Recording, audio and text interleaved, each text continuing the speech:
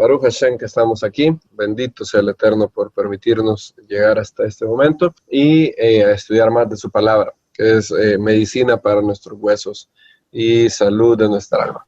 Padre nuestro, gracias por estar aquí. Bendice este estudio de tu palabra. Te pedimos que tú seas el único que se lleve toda gloria. Nos reunimos aquí para alabarte, para bendecirte. Estamos agradecidos por toda tu bondad, por todo tu amor hacia la creación, porque en bondad fundaste el mundo y nosotros somos receptores de tu bondad, de tu benevolencia. Gracias, Señor. Te pedimos que podamos ser luz a otros y que podamos adelantar el reino de los cielos en esta tierra. Gracias por estar con nosotros en el nombre de Yeshua. Amén. Bien, amados hermanos, bienvenidos a esta tercera parte de la serie que hemos iniciado. Hemos titulado esta serie ganar almas, un concepto judío. Y por ganar almas estamos entendiendo aquí acercar personas a Hashem, ser el medio por el cual estas personas se reconcilian con el. Y es muy, como dijimos en los primeros audios, es muy común pensar que esto es algo que tiene que ver con solo el cristianismo, particularmente evangélico, que es el que tiene un programa de alcanzar a los perdidos más intenso, más sistemático que, por ejemplo, las otras ramas del cristianismo como el catolicismo, el ortodoxo griego y todo eso. Es el evangelicalismo, el protestantismo el que ha tomado bien en serio y con mucho énfasis la tarea de ir a los perdidos. Y como se ha tomado con mucho énfasis en el evangelicalismo, la gente piensa que es algo totalmente ajeno al judaísmo. Ahora, en la primera enseñanza vimos el concepto de Besorá. Besorá, lo que Pablo llama nuestro mensaje. Besorá se tradujo al griego como evangelio, que significa buenas nuevas. Y vimos las bases, no en los escritos apostólicos, sino en el Tanakh, en el libro del profeta Isaías, las buenas nuevas que iba a venir a predicar el Redentor enviado a Sion. De hecho, lo decimos todos al final de Shabbat, en Havdalah, Rishon Letzion, Hine Hinam, Bi Yerushalayim me va a ser eten. Enviaré a Jerusalén un proclamador de buenas nuevas. Me va a ser, es la palabra para alguien que anuncia buenas nuevas, lo que se conoce en nuestro círculo latinoamericano e hispanoparlante como evangelista. Esa palabra en hebreo es mevaser, el predicador de buenas nuevas. Y vimos cuáles son las bases de la buena nueva.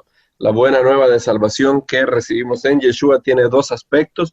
Un aspecto es nacional, mundial, y también hay un aspecto individual.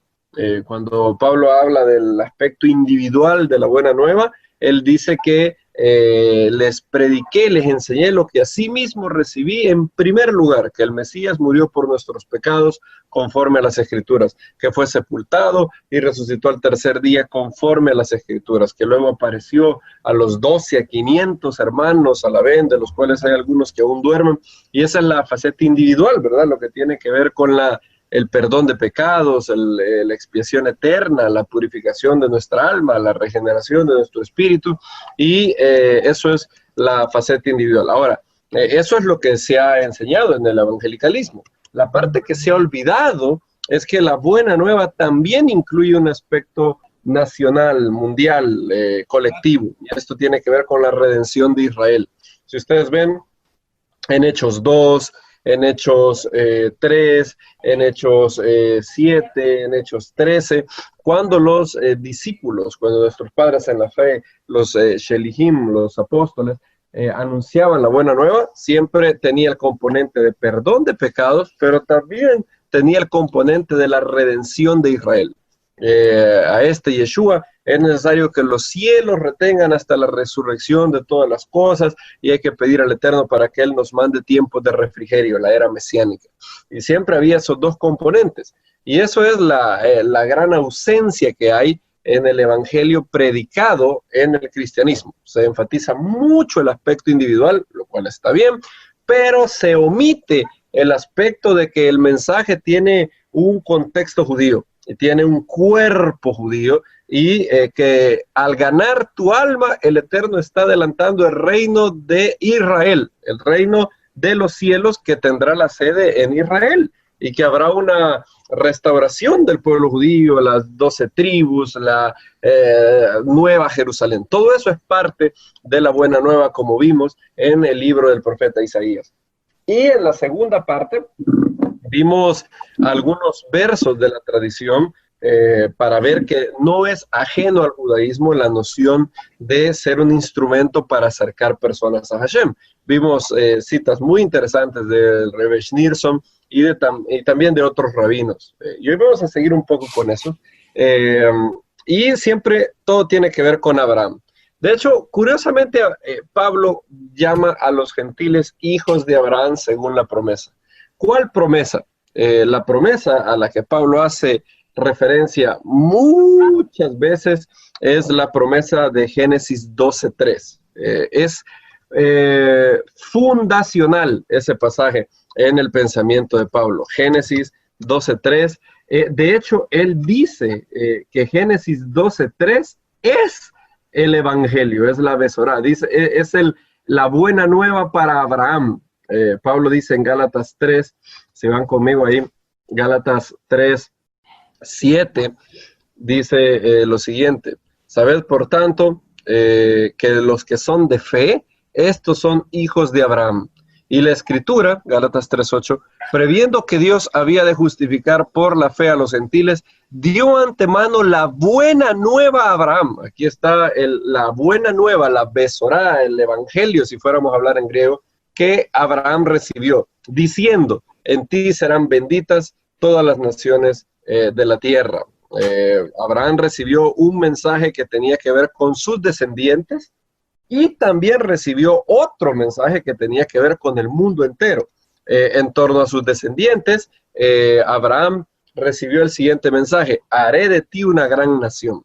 De sus descendientes, una gran nación saldría y sería una nación fabulosa para el plan del Eterno. Pero las promesas de Abraham no fueron únicamente a su descendencia, sino también a otras personas que no descendían de él. Él le dijo: en ti, en tu simiente serán benditas todas las naciones, todas las familias de la tierra van a ser bendecidas por tu persona, por tu simiente. Y Pablo dice que en última instancia esa simiente es el Mesías, que es la simiente de Abraham por excelencia. En otras palabras, hay un mensaje, en el pacto de Abraham está incluido una promesa para el pueblo judío, pero también para las naciones. El problema es cuando se omiten una de esas cosas. El evangelicalismo muchas veces enfatiza la parte de la salvación universal y descuida el llamado del pueblo judío. Y en la teología, en los grupos mesiánicos que siguen la teología una sola ley, se tiende a enfatizar que solo el judío tiene un llamado del Eterno, lo cual es falso. Son las dos cosas, una cosa sin anular la otra. Por eso el profeta Isaías dijo: poca cosa me es para mí que tú restaures a las 12 tribus de Israel. También te he dado para ser luz de los gentiles. En otras palabras, salvar solamente a las 12 tribus es poca cosa, dice el profeta Isaías. También te he dado para hacer luz de gentiles, personas que no descienden de Abraham. Y Génesis 12:3 es la base. Abraham es el prototipo del creyente gentil que recibe la justificación sin ser circuncidado en el pensamiento de Pablo. Y los rabinos, como vimos, tienen una tradición antigua de que Abraham era un creyente monoteísta, pero no se guardaba su fe él solo. Era un convencido monoteísta y no se quedaba con su descubrimiento solo dentro de las carpa de su tienda, sino que lo expresaba a todo el mundo. Y hay maneras bien bonitas de ver este concepto. Por ejemplo, hay un comentario en Bereshit Rabbah que dice algo similar, utilizando el verso de Génesis 12:3. Y quiero verlo por un momento ahí. Quiero que todos vayan a Génesis capítulo 12, verso 3. Son las 7 promesas que el Eterno dio a Abraham ahí. Son promesas increíbles. Y hay una en especial que fue fuente de un comentario muy interesante en el Midrash. ¿Alguien puede leer Génesis 12:3? Podemos leerlo desde el uno si quieres. Ok, dice, el Eterno había dicho a Abraham, vete de tu tierra, de tu parentela y de la casa de tu padre a la tierra que te mostraré. Haré de ti una nación grande, te bendeciré, engrandeceré tu nombre y serás bendición. Bendeciré a los que te bendigan y a los que te maldigan maldeciré, y serán benditas en ti todas las familias de la tierra. Esta palabra, esta promesa que aparece en Génesis 12, donde se dice, serás bendición. Génesis 12, 2, ¿verdad? Te bendeciré, engrandeceré tu nombre y serás bendición. La palabra, como todos saben, para bendición es berajá, ¿verdad? Ahora, hay una palabra muy similar en el hebreo que es berejá. Y berejá significa algo como una pila de inmersión. Eso es lo que significa, algo como piscina de inmersión. Es lo que significa la palabra berejá. Entonces, hay un método rabínico de interpretación de sacar significados derivados de un texto que no anulan el significado primario. Es decir, el significado de Génesis 12 es que Abraham será bendición. Punto. Ese es el significado literal, el significado peshat. Ahora, hay reglas de Midrash, que es sacar significados adicionales que no vayan en contra de ningún pasaje peshat. Y algunos de esos son hacer juegos de palabra, como en hebreo. El hebreo original no tenía vocales, habían palabras que la única diferencia era una vocal, como en este caso, berajá, berreja. El profeta Jeremías de hecho Hashem hace ese juego con el profeta Jeremías en el capítulo 1 de su libro, cuando el Eterno le pregunta a Jeremías, Jeremías, ¿qué ves? Y él dice, veo una vara de almendro. Y el Eterno dice, bien has visto, porque yo apresuro mi palabra para ponerla por obra. En español no se ve la relación entre apresurar y vara de almendro, pero la diferencia es únicamente una vocal en hebreo, shoked y shaked. Y una es vara de almendro y la otra es apresurar. Entonces el Eterno hace un juego de palabras entre el hebreo. También creo que el profeta Amós tiene un juego similar de palabras cuando el profeta Amós ve una olla que está ardiendo. Creo que es una olla. No recuerdo ahora el verso. Creo que es Amós 8, donde es Amós 8, sí. Si pueden leerlo, por favor. Amós 8, del 1 al 2. Es una canastilla de frutas que ve. ¿Alguien podría leer Amós 8, del 1 al 2? Esto me mostró el Eterno, el Señor, un canastillo de fruta de verano, y me preguntó, ¿qué ves, Amós? Y respondí, un canastillo de fruta de verano, y me dijo el Eterno, ha venido el fin sobre mi pueblo Israel, no lo toleraré más. Gracias. Ahí, otra vez, en español no hay mucha relación que digamos entre un canastillo de frutas y el fin, pero en hebreo sí hay esa relación. Entonces, este tipo de juegos de palabras vemos aquí que aparecen incluso en el Tanakh. Entonces, los rabinos, siendo sensibles a eso, algunas veces encuentran juegos de palabras, y Mateo hace lo mismo. Si se recuerdan cuando vimos las alusiones que Mateo encuentra en Isaías, hay una palabra que Isaías utiliza para describir al Mesías, es netzer, ¿verdad? Entonces, Mateo dice que en la palabra netzer estaba escondida también la identidad de la ciudad donde el Mesías iba a nacer, ¿verdad? Entonces, es como que Mateo estuviera diciendo, en netzer hay una alusión no solamente a que el Mesías va a ser un vástago, netzer, sino también a que va a nacer en la ciudad de los vástagos, netzeret, que es Nazaret, ¿verdad? Y aquí Amós, en hebreo, el Eterno le dice ¿qué es lo que ves? Y él ve una canastilla de frutas, ¿verdad? Una canastilla de fruta de verano. En hebreo es kayitz, esa es la palabra para esa canastilla de verano. Y en kayitz, ¿verdad? Y luego Bayomer, Adonai, Elai, Ba-Haketz, ¿verdad? Hay un juego de palabras aquí. La palabra para fin es ketz en hebreo, que es muy similar a la palabra kayit, que significa kayit en hebreo para la canastilla de la fruta de verano. Kayit ket, y ahí hay un juego de palabras que no es un rabino, noten que no es un rabino el que hace este juego de palabras, es el Eterno el que lo hace con Jeremías y con el profeta Amós. Bien, entonces los rabinos suelen hacer esto, Mateo lo hace, y obviamente no se puede jugar con esto a conveniencia. Tienes que saber todas las reglas y nunca un significado derivado puede anular el significado literal y claro de un verso. Ahora, los rabinos elaboraron en el Midrash Bereshit Rabbah sobre en qué manera Abraham iba a hacer una bendición. Y haciendo un juego de palabras entre Berajá y Berejá, los rabinos dicen lo siguiente, y estoy poniendo la cita ahora en el chat.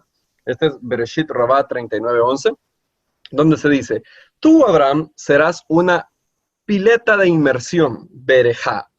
Así como una pila una pila de purificación, purifica a los impuros, en la misma manera tú acercarás a mí a aquellos que están lejos. Es curioso este Midrash. Noten el lenguaje que los rabinos utilizan para describir a Abraham. Alguien que va a acercar a mí a aquellos que están lejos. Es curioso, de hecho, que Pablo también utiliza el mismo lenguaje en Efesios capítulo 2, cuando él dice que habló palabras a los que estaban lejos, pero ahora en el Mesías Yeshua, dice Pablo en Efesios, vosotros que en otro tiempo estabais lejos, habéis sido hechos cercanos por la sangre del Mesías. Y vino, 2:17, y anunció las buenas nuevas de paz a vosotros que estabais lejos, los gentiles, y a los que estaban cerca, los judíos. Es curioso que el Midrash utiliza las mismas palabras que Pablo utilizara siglos antes, ¿verdad? Aquellos que están lejos siendo acercados. Y es porque en la simiente de Abraham, Yeshua es la simiente de Abraham por excelencia. Entonces, él es el que hace esta misión como nunca antes. Entonces vemos que Abraham tenía la misión, según los rabinos, de acercar a los que estaban lejos. Y los rabinos dicen que Abraham no se tomó esa misión así a la ligera. Él de verdad era un adorador de Dios convencido y publicaba su fe.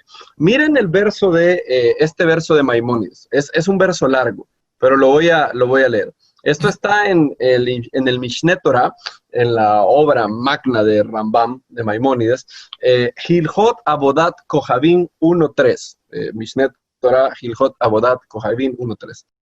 Dice, no tenía maestro, Abraham, ni había nadie que le informara. Más bien, estaba sumido en Ur de Kashdim, entre los tontos idólatras. Su madre y todas las personas a su alrededor eran adoradores de ídolos, y él los adoraría con ellos. Sin embargo, la zona estaba expuesta y ganando comprensión. En última instancia, él apreció el camino de la verdad y entendió el camino de la rectitud a través de su comprensión precisa. Se dio cuenta que había un Dios que controlaba la esfera, que lo creó todo y que no hay otro Dios entre todas las demás entidades. ¿Te identificas con esta narración de Abraham? Quizás algo muy similar nos pasó a nosotros, ¿verdad? Viniendo de una familia que adoraba ídolos y todo por el estilo, pero entendimos por revelación que había un solo Dios, bendito sea su nombre. Y luego sigue Maimónides. Sabía que el mundo entero estaba cometiendo un error. Lo que hizo que se equivocaran fue su servicio a las estrellas y las imágenes, lo que les hizo perder la conciencia, la verdad. Abraham tenía 40 años cuando se dio cuenta de su creador. Cuando lo reconoció y lo conoció, comenzó a formular respuestas a los habitantes de Ur de Kashdim y debatió con ellos, diciéndoles que no estaban siguiendo el camino correcto.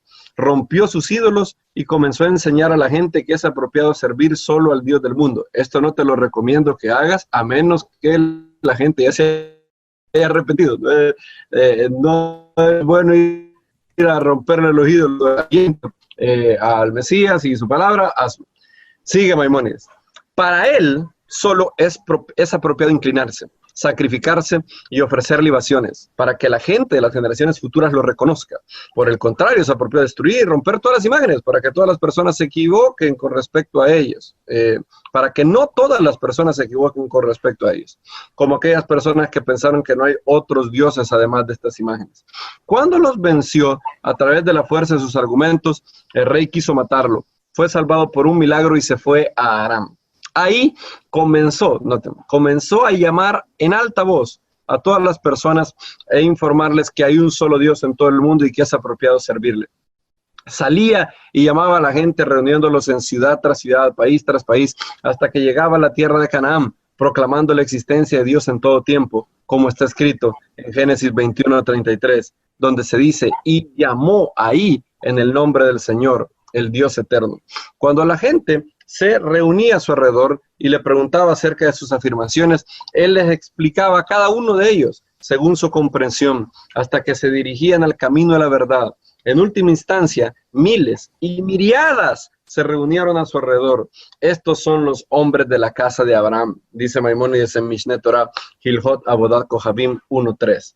También él tomó el tema en su obra La Guía de los Descarriados o Guía de los Perplejos. Aquí dice lo siguiente, Rambam, Guía de los Perplejos 3.28.3. Cuando Abraham apareció, el pilar del mundo se convenció de que existe un ser divino espiritual, que no es un cuerpo, ni una fuerza que reside en un cuerpo, sino que es el autor de las esferas y estrellas, y vio lo absurdo de las fábulas en las que se habían criado. Por lo tanto, comenzó a atacar a la creencia de los sabeos, a exponer la falsedad de sus opiniones y a declarar públicamente en oposición a ellos el nombre del Señor, Dios del universo, cuya proclamación incluía al mismo tiempo la existencia de Dios y la creación del universo por Dios. Más adelante, en Guía de los Perplejos 3.28.5, Maimónides sigue. Hemos demostrado en nuestra obra larga, o sea, el Mishneh Torah, Hilhot Avodah Zarah 1.3, lo que leí al inicio, que Abraham fue el primero que se opuso a estas teorías con argumentos y con un discurso suave y persuasivo. Él indujo a estas personas mostrándoles amabilidad a servir a Dios. Es una cita fabulosa. Me encanta lo que Maimónides dice, que se opuso con las teorías con un discurso suave y persuasivo. Noten, es algo muy similar a lo que el apóstol, lo que el Shaliach Kefa, Pedro, dice que hay que proclamar, hay que presentar defensa de la fe que hay en nosotros con toda mansedumbre. Es decir, el discurso tiene que ser firme, pero sin ser áspero. Tiene que ser un discurso con amor, ¿verdad? Dice Maimónides, él indujo a estas personas mostrándoles amabilidad a servir a Dios. Ahora, yo creo que después de estas citas, de lo claro que son, hablando de Abraham rompiendo ídolos, Abraham predicando, Abraham anunciando al Dios Altísimo, Abraham reuniendo miles de personas alrededor de él, yo creo que después de estas citas es imposible decir que la noción de acercar a otros a Dios y hacer que se reconcilien con Él es algo cristiano. Es algo que tiene un precedente muy importante en la literatura judía y está en la literatura rabínica. A esta altura, alguien puede tener la siguiente objeción. ¿Acaso el judaísmo no es proselitista? Porque esto es algo que muchas veces se dice.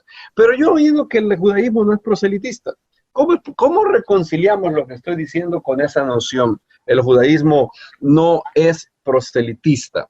Hay varias cosas que hay que decir de esta noción. Esto es cierto en un sentido. ¿Y en qué sentido es cierto? En varios de los que vamos a ver. Yo voy a tratar de resumir cuál debe de ser nuestra actitud hacia esta frase. ¿Pero acaso el judaísmo no es proselitista? Así dice mucha gente.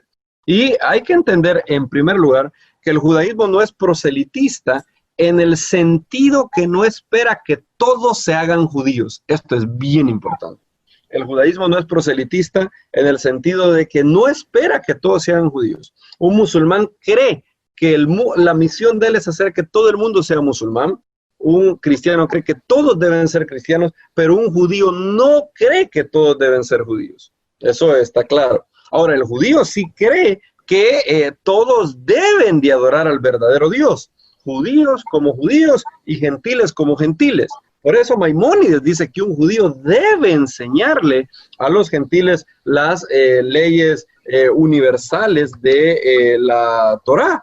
Por eso un judío tiene el privilegio y también la responsabilidad de enseñarle a los gentiles la Torá. Entonces hay que tener cuidado cuando se habla de que el judaísmo no es proselitista. ¿En qué sentido no es proselitista? Que el pueblo judío no cree que todo el mundo tiene que ser judío.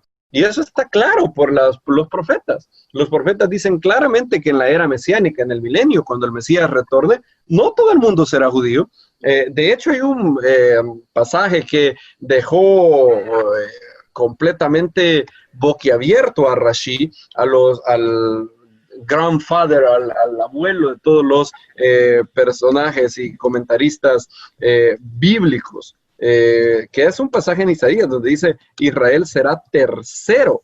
Es un pasaje increíble y eso habla del milenio. Está en Isaías 19:24. Y voy a pedir a un hermano, que no sea Kenner, quizás puede ser el hermano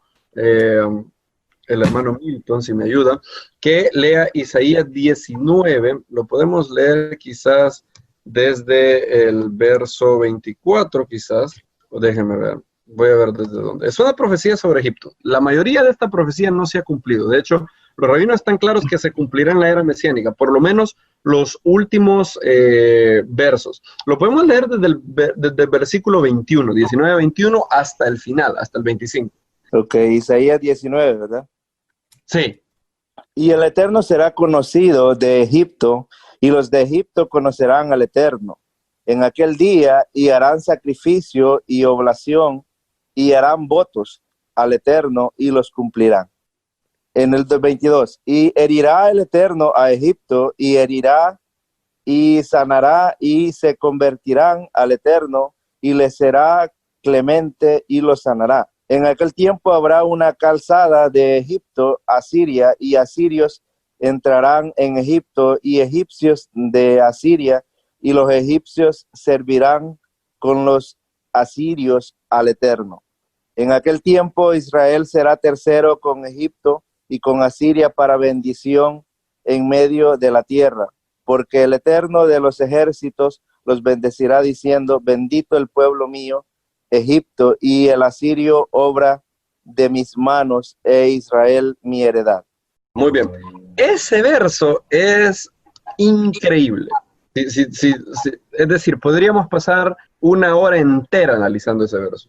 Es increíble. Y todos estamos claros que no se ha cumplido eso. Eso no se ha cumplido en lo absoluto.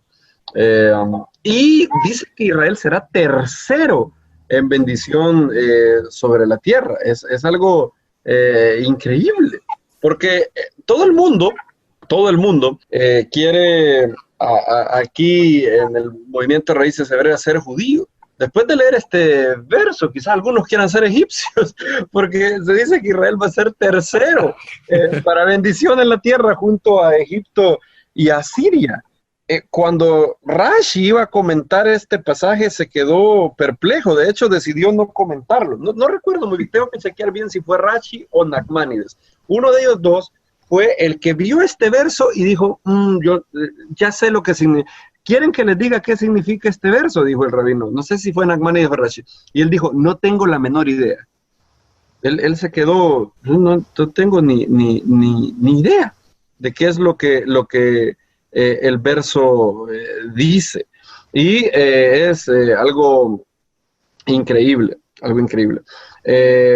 Y aquí se habla de lo que estamos hablando, que no todo el mundo tiene que ser judío. Entonces, el judaísmo no es proselitista en esencia, porque el judaísmo está convencido de que hay un camino de santidad para un no judío. Es decir, no es accidente que tú hayas nacido venezolano, colombiano, salvadoreño, chileno, argentino, ni nada por el estilo. Hashem quiere que haya naciones. Si no, el mundo sería un gran Israel. Y por eso vemos en el link que habían 12 fuentes y 70 palmeras, ¿verdad? Porque tienen que haber fuentes y también tienen que haber palmeras. Y aquí es lo maravilloso de todo lo que se está hablando en el capítulo 19 de Isaías. Tienen que estar las dos. Y es maravilloso ver, esto no se ha cumplido, los egipcios no se han convertido en masa al Eterno, ni vemos una Siria restaurada en la era mesiánica, siendo bendición en la tierra, y Israel es mencionado tercero, una profecía increíble. Entonces, es en ese sentido que el judaísmo no es proselitista. Ahora, hay más cosas que hay que entender. Hay que entender por qué el pueblo judío no es proselitista. La primera razón es porque el judaísmo entiende que no todo el mundo tiene que ser judío. Esa es la primera razón. La segunda razón es que durante los últimos, desde el año 70 de nuestra era, es decir, más o menos tenemos 1900 años y contando, que el judaísmo que tenemos hoy en día es el judaísmo de la diáspora. Es el judaísmo que pasó después de la primera revuelta judía, el judaísmo después de la destrucción del templo. Y eso hay que entenderlo muy bien. ¿Por qué razón? Porque el judaísmo de los días de Yeshua era un poco proselitista. De hecho, ¿se acuerdan? El maestro criticó fariseos diciendo que ustedes recorren mar y tierra para convertir a un prosélito. Y luego lo hacéis 2 veces más hijo del infierno, dijo el maestro. Ahora, es bueno, sería bueno analizar ese pasaje en su contexto, pero no es el punto ahora. El punto, lo que estoy tratando de resaltar, es que sí había una campaña proselitismo. Estoy leyendo Mateo 23:15. Hay de vosotros, escribas y fariseos hipócritas. Sabemos que no todos eran hipócritas.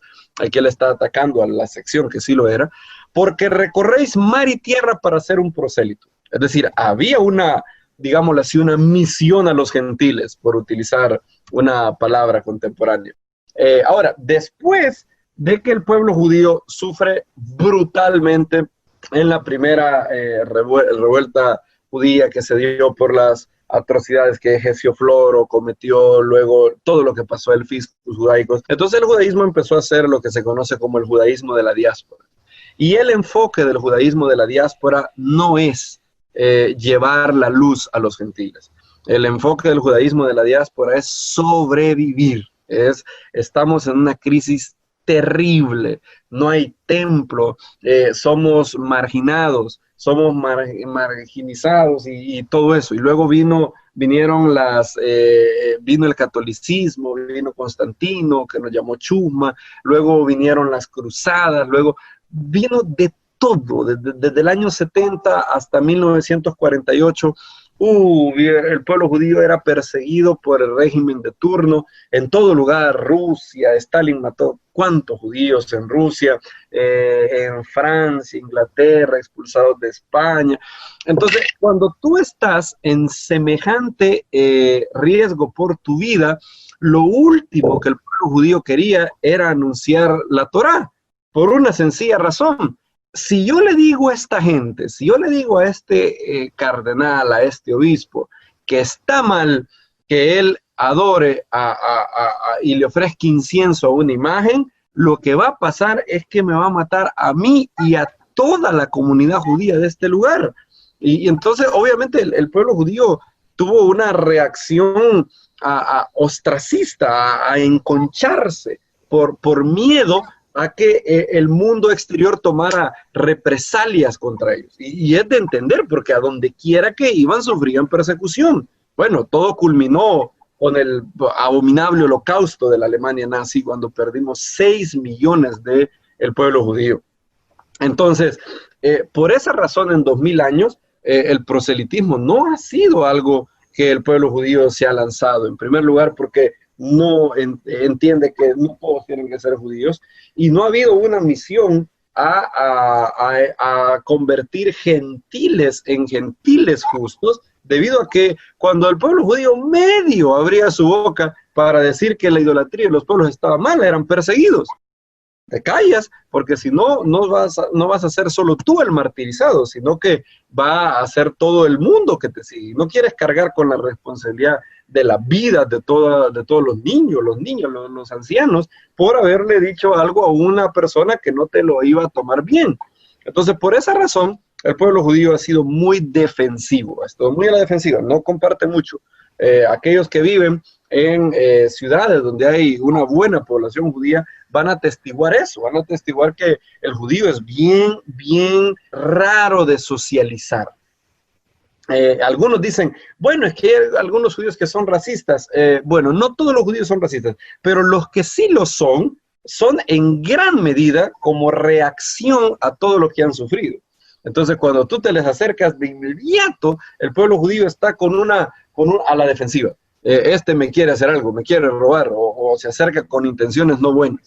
Entonces, por esa razón, obviamente, el pueblo judío no ha tenido una actitud abierta a enseñar de la Torá y todo eso. Ahora, eso está cambiando. Desde que se fundó el Estado de Israel en 1948, cada vez más, no es casualidad que hoy en día tengamos un acceso enorme a fuentes judíos, no es casualidad. Se debe a muchas razones. La primera de ellas se debe a que la tecnología ha sido de mucha bendición a muchos de nosotros, y está llegando cada vez el cumplimiento de lo que dijo el profeta Daniel, que el conocimiento se iba a aumentar, el conocimiento tanto de tecnología como también de la enseñanza de la Torá.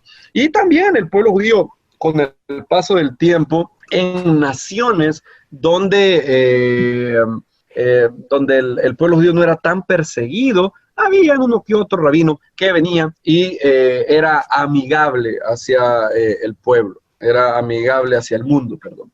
Y empezaban a decir ciertas cosas. Y ahora que el pueblo judío está en la tierra, es que vemos que el pueblo judío ha empezado otra vez a compartir lo que la sabiduría que Hashem ha dado a través de miles de años de tradición.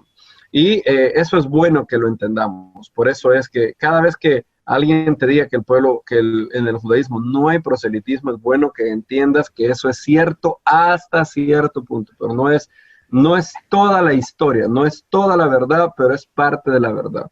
Ahora, esas son algunas cosas que tenemos que decir sobre esto. Lo otro es que nosotros, en el caso de nosotros, hay que entender que el judaísmo va a diferir un poco del cuerpo del Mesías en torno al énfasis que le da a esta misión. Sí hay, como hemos visto en las fuentes judías, todo un concepto de compartir la Torá con el no judío. Pero hay una diferencia de énfasis. No se ve como la suprema tarea con todo el sentido que sí se ve en el cuerpo del Mesías. Quizás porque en el cuerpo del Mesías es inescapable esa misión. Si tú vas a Mateo, te encuentras con id y haced discípulos y bautizarlos en mi nombre. Mateo 28. Si vas a Marcos, si vas a Lucas, así era necesario que el Hijo del Hombre padeciese y resucitase al tercer día y que se proclamara en su nombre arrepentimiento y perdón de pecados a todas las naciones, comenzando desde Jerusalén. Si vas a Juan, también ahí se habla de esto, que Yeshua hizo muchas cosas y que si lo escribiera no alcanzaran todos los libros para decir lo que Yeshua hizo, pero estas cosas les he escrito para que sepáis, para que creáis que Yeshua es el Hijo de Dios y para que creyendo tengáis vida en su nombre. Y también Yeshua los comisiona. Él se dice, paz a vosotros como me envió el Padre, dice Juan 20:21, así también yo os envío. Habiendo dicho esto, sopló y les dijo, recibid la Ruach HaKodesh. Y luego en Hechos capítulo 1 también se nos dice, me seréis testigos en Jerusalén, en Judea, en Samaria, hasta lo último de la tierra. Entonces, en el cuerpo del Mesías hay un mandamiento directo, inequívoco, del Mesías de ir y alcanzar a los perdidos. Baruch Hashem, en los últimos 500 años, el cuerpo del Mesías, desde la Reforma, ha cumplido eso. Baruch Hashem, el cristianismo ha sido un gran instrumento de la salvación del Eterno. Y no lo digo solamente yo, sino también un grupo de... En el prólogo de mi libro, El Judaísmo Universal de Yeshua y sus Apóstoles, yo he incluido una afirmación, una declaración que fue firmada por más de 25 rabinos ortodoxos prominentes, tanto de Israel como de otras partes del mundo. Y los rabinos ortodoxos dicen que el cristianismo no es ni un accidente ni un error, sino que el cristianismo es parte del plan de Dios y es un don, un regalo de Dios a las naciones. Y en los últimos años, Baruch Hashem, el cuerpo del Mesías, ha cumplido con errores. Estamos claros que han habido errores, estamos claros que han habido abuso, estamos claros que el mensaje no ha sido del todo correcto, pero creo que sin temor a equivocarme, la mayoría de nosotros está aquí porque hubo una vez que alguien dijo, le voy a hablar del Eterno, le voy a hablar de Dios a esta persona. Y nos anunció que estábamos perdidos, pero que Dios tenía un plan para nuestras vidas y que había perdón de pecados en su Hijo. Y nunca nos vamos a olvidar de eso. Y incluso los rabinos ortodoxos reconocen que el cristianismo es un don a los pueblos. Entonces, de pronto quizás la diferencia no va a estribar en el origen del mensaje o en el concepto de alcanzar a otros. En otras palabras, por ejemplo, a Rabbi Foreman, a Rabbi Sachs, le pueden preguntar, el judío tiene el llamado de ser luz de las naciones, de alcanzar a otros, y los dos les van a decir que sí. Ahora, Foreman va a decir que eso no se hace yendo de puerta en puerta, tocándole a las personas, diciéndole, hola, ¿cómo estás? Yo soy judío, mira, tal y tal cosa. Foreman va a decir que la manera de hacerlo es viviendo la Torá, sacando enseñanza y que el que quiera llegue. Ahora, nota que ahí la diferencia no es en principio de origen, de que difiramos en algo en ese aspecto, sino que es de método, cómo se hace.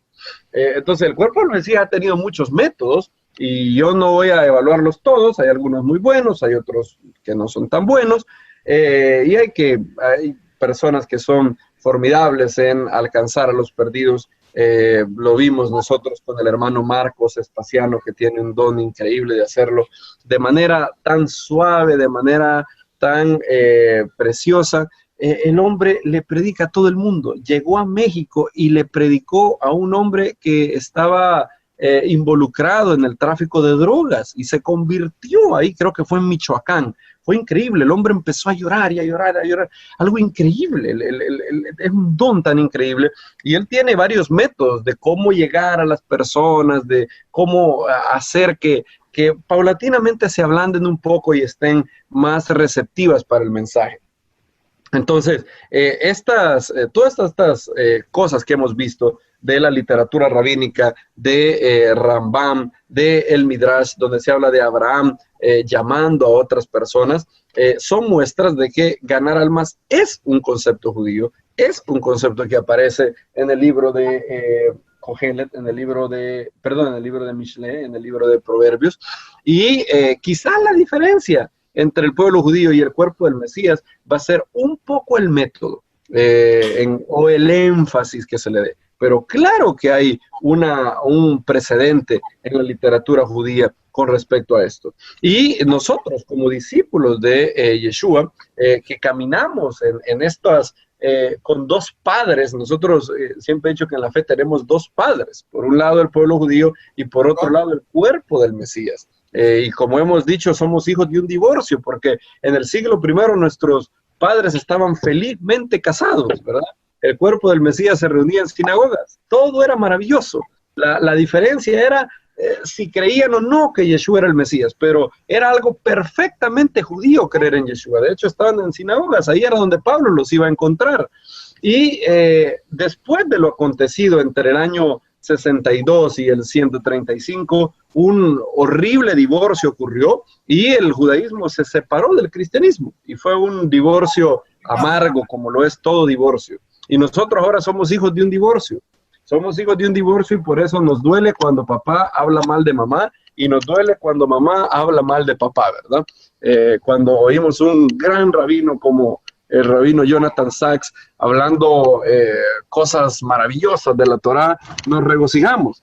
Pero cuando este mismo rabino malinterpreta de manera brutal las palabras de Yeshua, decimos, ¿cómo es posible? ¿Cómo es posible que haya una persona tan sabia para la Torá que no puede entender algo tan claro que Yeshua dijo? ¿Cómo no puede ver que es perfectamente compatible? Y por otro lado, cuando oímos a una persona hablando de las buenas nuevas de salvación y tener un mensaje bonito que habla al Espíritu, decimos, qué bonito predicó el hermano, pero cuando dice que la ley de Moisés ha sido abolida y que Dios es tres en uno, entonces nos sentimos igual. ¿Se han sentido así? ¿Están conmigo aquí? Eso es lo que siente todo hijo de un divorcio. Así es. Disfruta estar con su papá, pero al mismo tiempo no le gusta que el papá hable mal de su mamá y disfruta estar con su mamá, pero no le gusta que hable mal de su papá. Y es bueno, esto, como me dijeron una vez, esto no es sincretismo, ¿eh? Es decir, sincretismo es cuando tú agarras a conveniencia, debido a que quieres hacer lo que te da la gana, tú agarras una cosa de aquí, una cosa de allá y mezclas religiones o mezclas ídolos, ¿verdad? Esto no es sincretismo, esto no lo hacemos a conveniencia, mezclando y haciendo un licuado de cosas. Esto simplemente es tener el discernimiento de saber que pertenecemos a dos tradiciones de fe y que, lo más importante, tenemos la promesa de que el divorcio no será para siempre. Cuando el Mesías venga, la religión mundial será el judaísmo de Yeshua y sus apóstoles. Esa será la religión mundial. El pueblo judío dirá, bueno, Baruch Hashem, ahora entendemos que Joseph no estaba muerto, sino que había sido enviado para preservación de la vida de mucha gente. Y todo el cristianismo dirá y entenderá que la Torá no está abolida, y verás a líderes cristianos ascendiendo a Jerusalén a celebrar Sukkot, y tú y yo estaremos ahí. Bendito sea el nombre del Eterno. Y eso es lo que tenemos que tener claro. Y es bueno tener esto para no tener ningún prejuicio. ¿Cuánta gente se ha detenido de compartir la riqueza que hay en la Torá, la riqueza que hay en el Mesías? Por eso de el judaísmo no es proselitista. Eso es cierto hasta cierto punto, pero no es cierto del todo.